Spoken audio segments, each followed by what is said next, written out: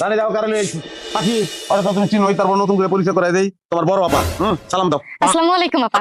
এই পাখি তুই না আগে আমার শাসি করে ডাকতি এখন আবার আপা করে ডাকুস কেন?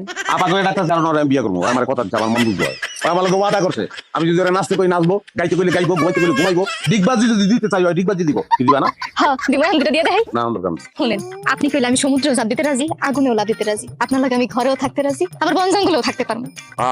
গুড খাপে খাপ বংতা যাবা first class accept first class. তাইলে ঘরটা খালি করে দি, আজকে থেকে আমি আমার ঘরে ঘুমাবো। তুমি আমার ঘরে ঘুমাবে কি লিগা? ওমা তুমি না আরেকটা বিয়ে করে আনবা, তাহলে আমরা তিনজন মিলে একসাথে ঘুমাইতে পারবো। তুমি কি বুঝতাছো না কি বুঝ? আমি মনে মনে কি বলতাছি এটা বুঝতাছো না তুমি জি না, আজকে থেকে তোমার মন বুঝার দায়িত্ব এখন আর আমার নাই। এই জন্য তুমি লোক আনতেছো না, সেই বুঝবে। হ্যাঁ আমি বুঝবো।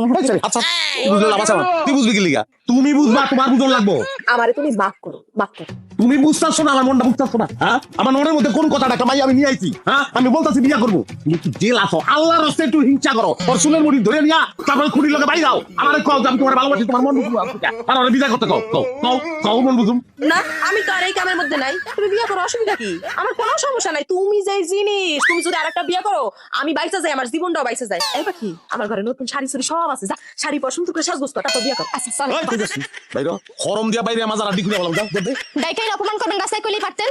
যাইতাছি।